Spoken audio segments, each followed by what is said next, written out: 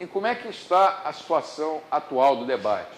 O debate não acabou ainda, por incrível que pareça. Para mim ele já acabou, antes de eu começar a aula, mas...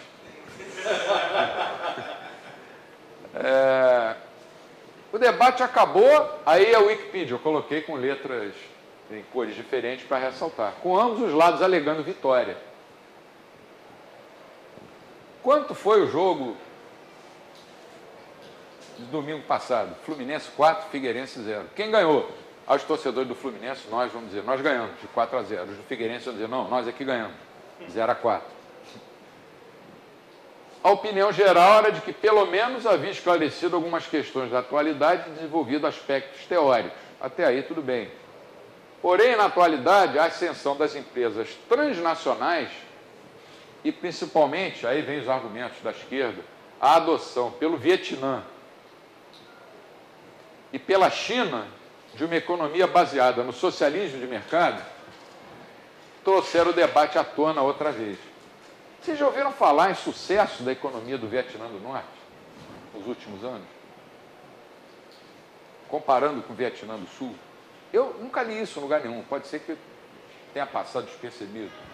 A China, você está vendo que está crescendo, mas ela passou a crescer quando? Era um sistema fechado politicamente e economicamente. Ela começou a abrir, caminhar lentamente com o ritmo chinês. A China tem quantos mil anos de história? O Brasil nem sonhava em ser descoberto e a China já tinha milhares de anos de história. Então, o ritmo deles é lento, eles são mais pacientes. Eles começaram a abrir lentamente a economia. Olha o sucesso que eles alcançaram. Imaginem um dia que a China abrir politicamente o país, a potência que vai se tornar a China em termos econômicos. Mas as pessoas acham que não, que é bom manter o sistema atual em que o Estado controla, mesmo que em alguns setores indiretamente tudo, e que isso vai garantir a China ultrapassar os Estados Unidos. Em Cuba,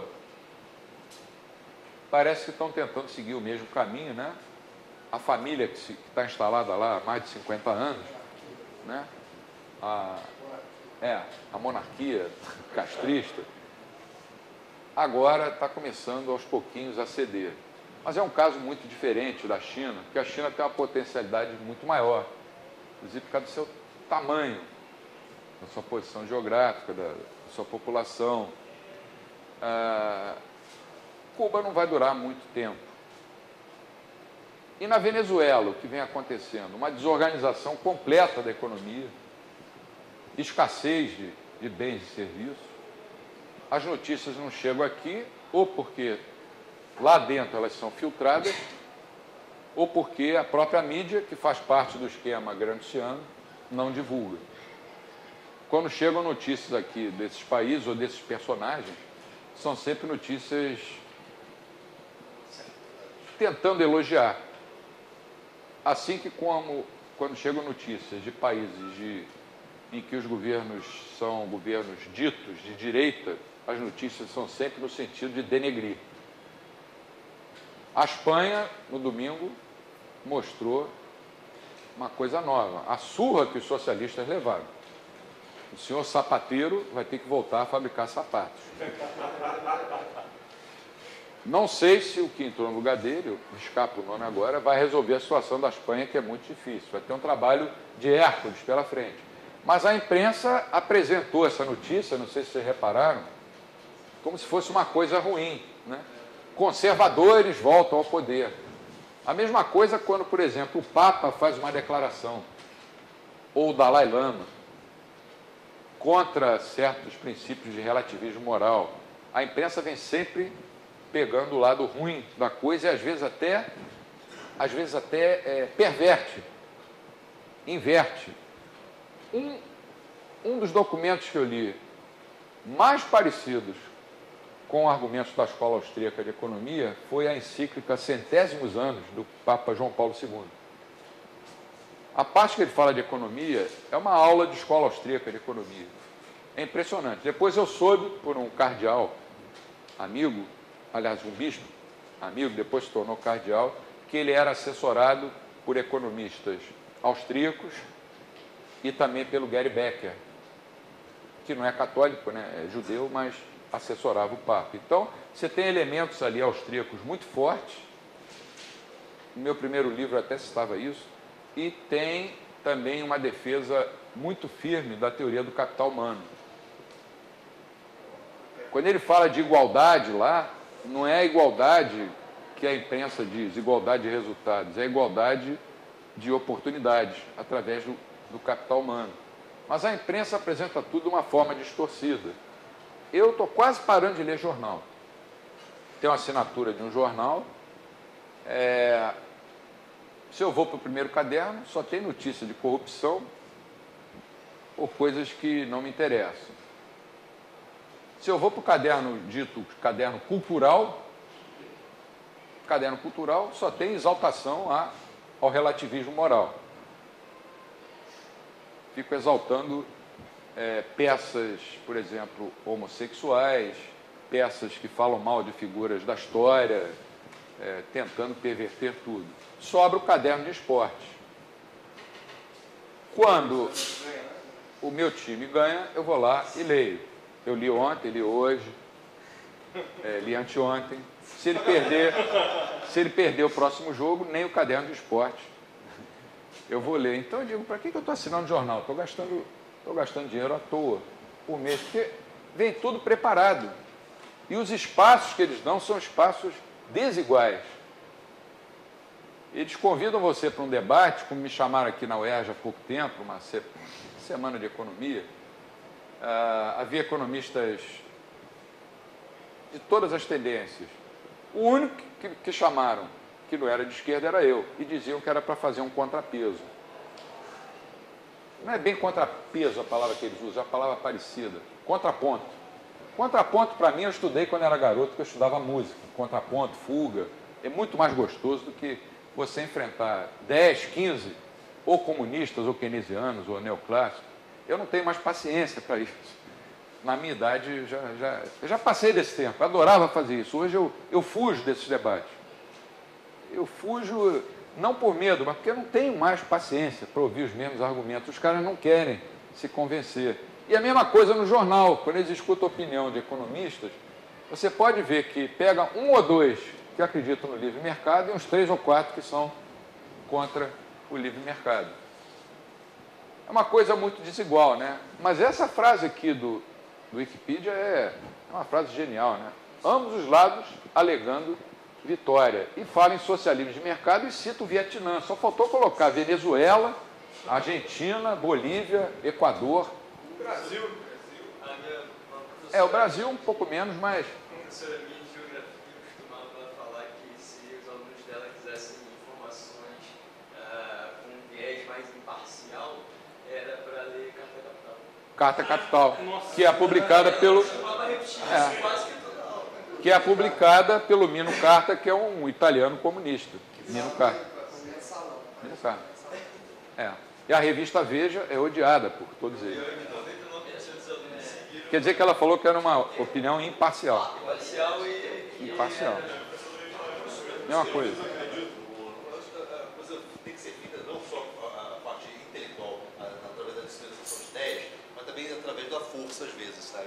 Porque não dá para controlar esse tipo de gente que tenta argumentar uma coisa e fica nisso a vida inteira, não muda. A gente não vai convencer esse pessoal. Um liberal nunca vai defender o uso da força, porque vai gerar um movimento pendular.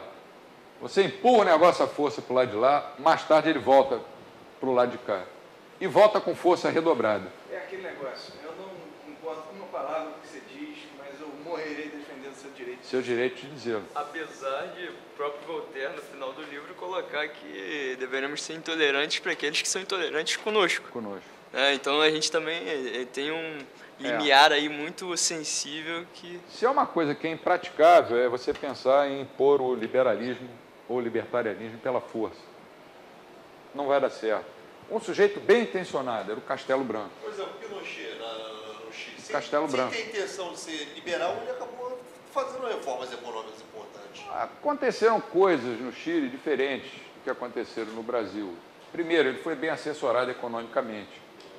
No Brasil, só no governo Castelo Branco, essa assessoria pode ser considerada uma assessoria razoável, que foi o professor Bulhões, de quem eu tive orgulho de ser aluno, E no final da vida dele me tornei... Eu ia quase uma vez por mês na Fundação Getúlio Vargas conversar com ele. Ele gostava de conversar comigo, gostava de algumas coisas que eu escrevia, me incentivava a dar aula.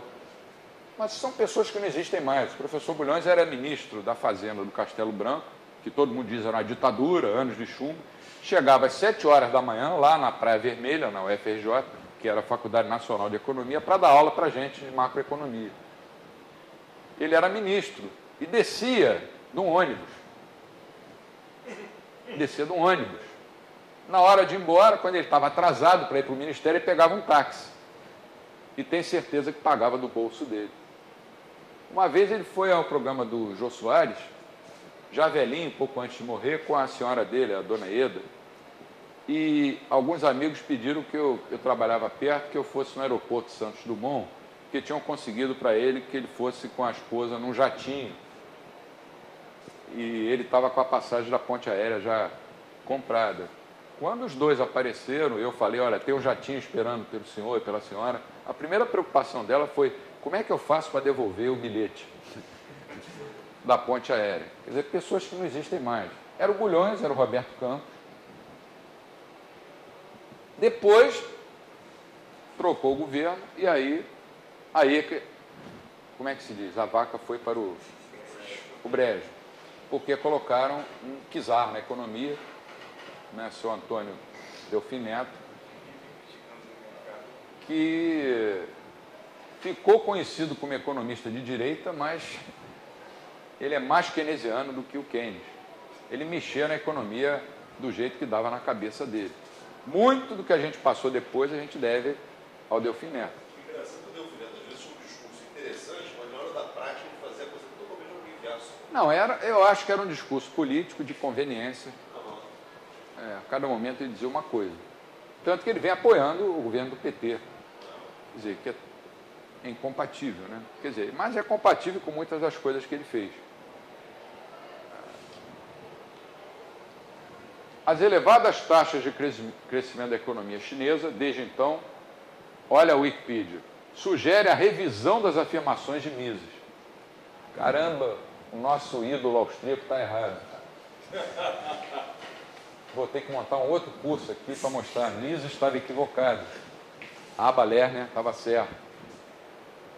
Mas os defensores do livre mercado argumentam que outros fatores determinaram o crescimento das economias asiáticas, tais como, claro, a abertura ao investimento estrangeiro, o incremento dos fatores de produção e a aceitação dos preços como mecanismo de transmissão de informação e eficiência.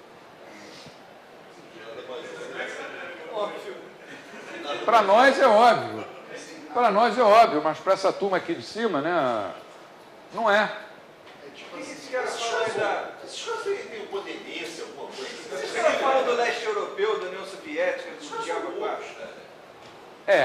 A Havana é a Disneylândia da esquerda brasileira, né? Só ninguém vai lá, né? Eu não tenho a menor vontade de conhecer. Vamos parar para um debate, mas agora a gente vai ver uma visão correta aí no sentido de austríaco. Eu sugiro a vocês a tese de doutoramento do Fábio, que ele fez em 2004 na USP de São Paulo. Ele hoje é professor da USP de Ribeirão Preto. Está disponível na internet, não sei se dá para enxergar.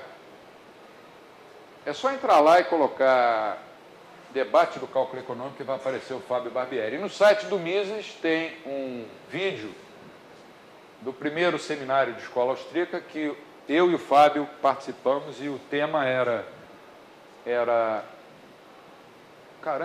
cálculo, né? Ele falou sobre cálculo econômico, eu falei sobre processo de mercado, a gente tentando ligar um com o outro. E na hora do debate, não houve debate porque é um dos caras com quem eu mais me identifico e vice-versa. A gente está pensando em escrever um livro em conjunto mostrando que as divergências entre os austríacos não são tão assim acentuadas.